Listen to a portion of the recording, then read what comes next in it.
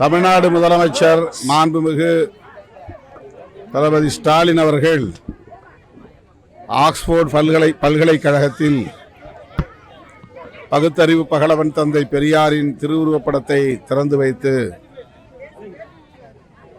பெரியாரின் சிந்தனைகள் உலகம் முழுவதும் பரவுவதற்கான ஒரு சாட்சியம் என்கிற வகையில் அந்த நிகழ்வை வெற்றிகரமாக நிகழ்த்தியிருக்கிறார். ஒரு மகிழ்ச்சியை தருகிறது. பெரியார் உலகமயமாகி வருகிறார். பகுத்தறிவு பகலவன் சாக்ரட்டிஸ் எப்படி உலகம் முழுவதும் போற்றப்படுகிறாரோ அப்படி 20ஆம் நூற்றாண்டில் தமிழ் மண்ணில் தோன்றிய மாமனிதர் புரட்சியாளர் தந்தை பெரியார் அவர்கள் உலகம் தழுவிய அளவில் அனைவராலும் போற்றப்படுவார் என்பதற்கு ஒரு சான்றாக இந்த நிகழ்வு அமைந்திருக்கிறது. மகிழ்ச்சி.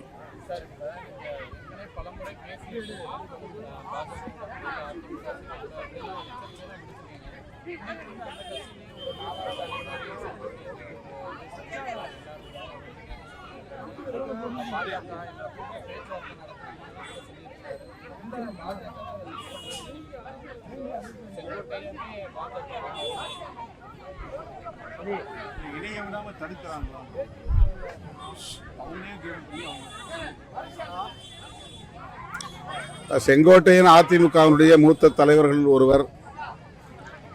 அவர் கட்சியை ஒருங்கிணைப்பதற்கு ஒற்றுமைப்படுத்துவதற்கு மேற்கொள்ளுகிற முயற்சி பாராட்டுதலுக்குரியது. அது அவர்களின் உட்கட்சி பிரச்சனை என்றாலும் கூட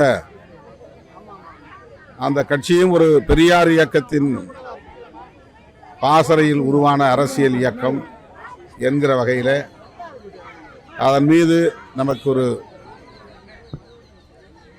மதிப்பு உண்டு, மதிப்பீடு உண்டு. ஆகவேதான் பாஜக, ஆர்எஸ்எஸ் போன்ற சக்திகளின் பிடியில் அந்த இயக்கம் சிக்கி சீரழிந்துவிடக் கூடாது என்கிற கவலையை அவ்வப்போது வெளிப்படுத்தி இருக்கிறோம். இப்போதும் நமக்கு அந்த கவலை உண்டு. செங்கோட்டையன் அவர்கள் எந்த பின்னணியில் இயங்குகிறார் என்று நமக்கு தெரியாது. ஆனால் பொதுவாக பரவலாக இந்த பின்னணியில் பாஜகவின் கை இருக்கும் என்ற கருத்தும் நிலவுகிறது. அவ்வாறு இருக்குமேயானால் அது அதிமுகவின் எதிர்காலத்திற்கு உகந்ததாக அமையாது. எடப்பாடி பழனிசாமி அவர்களுக்கு மறைமுகமான நெருக்கடியை பாஜக தான் உருவாக்குகிறது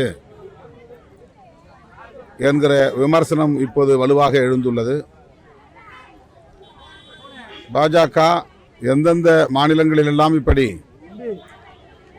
மாநில கட்சிகளோடு கூட்டணி அமைக்கிறதோ அந்த மாநில கட்சிகளை மெல்ல மெல்ல நீர்த்து போக செய்திருக்கிறது என்பதுதான் கடந்த கால வரலாறு. அப்படி ஒரு நிலை அதிமுகவுக்கு ஏற்பட்டுவிடக்கூடாது என்பதுதான் நம்மை போன்றவர்களின் கவலை. அவர் இன்னும் முழுமையாக மனம் திறக்கவில்லை. இப்போது கூட அவர் யார் யாரை சேர்க்க வேண்டும் என்பதை கூட வெளிப்படையாக சொல்லவில்லை. பழைய மூத்த தலைவர்களை எல்லாம் ஒருங்கிணைக்க வேண்டும் என்கிறார். யார் அந்த பழைய தலைவர்கள், மூத்த தலைவர்கள் என்பதை ஏன் வெளிப்படையாக சொல்ல தயங்குகிறார் என்ற கேள்வி எழுகிறது. மனம் திறந்து பேசுவேன் என்று அறிவித்துவிட்டு முழுமையாக மனம் திறக்க ஏன் தயங்குகிறார் என்ற கேள்வி எழுகிறது.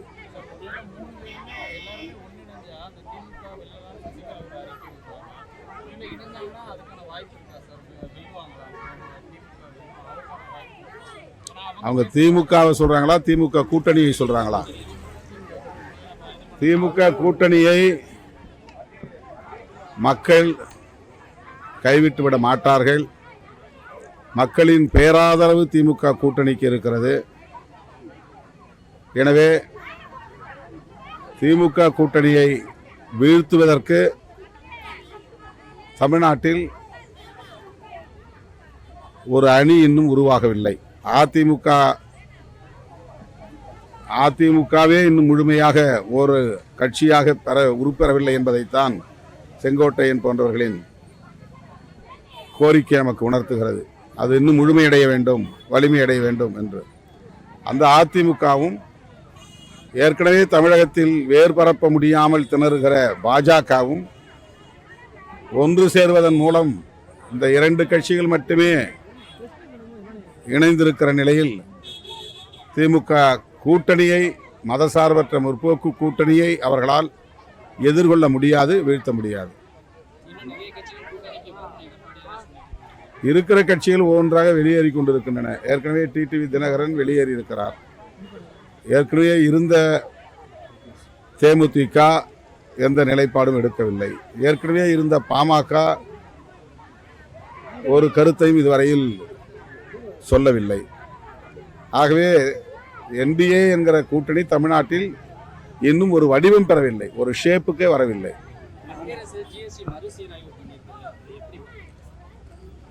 அதனால் பெரிய அளவில் சிறு குறு தொழில் செய்யக்கூடியவர்கள், சிறு குறு வணிகர்கள், விளிம்பு நிலை மக்கள், எளிய மக்கள் பயன்பெறும் என்று சொல்ல முடியாது. 28% இருந்த சில பொருட்களுக்கான வரியை இப்போது 40% உயர்த்தி இருக்கிறார்கள் என்கிற கடும் விமர்சனமும் எழுந்துள்ளது. ஆகவே இது அமெரிக்க அரசு நம் மீது விதித்திருக்கிற வரி தொடர்பான எதிர்ப்பை மடைமாற்றம் செய்வதற்கு, திசை திருப்புவதற்கு செய்யப்பட்டிருக்கிற ஒரு கண் துடைப்பான அறிவிப்பு என்றுதான் சொல்லப்படுகிறது.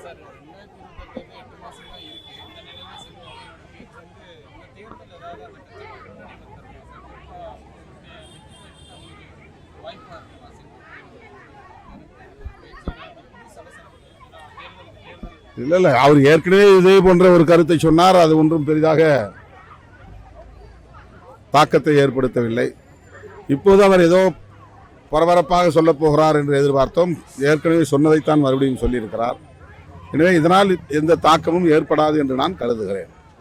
செய்திகளை உடனுக்குடன் தெரிந்து கொள்ள கீழ்கண்ட கேபிள் மற்றும் டிடிஎச் நெட்வொர்க்குகளில் எம்நாடு செய்தி தொலைக்காட்சியை காணுங்கள். பாதகம் செய்பவரை கண்டால் நாம் பயம் கொள்ளலாகாது பாப்பா. மோதி மிதித்து விடு பாப்பா, அவர் முகத்தில் உமிழ்ந்து விடு பாப்பா. அண்மை செய்திகளை உடனுக்குடன் தெரிந்து கொள்ள இணைந்திருங்கள் எம்நாடு தொலைக்காட்சியுடன்.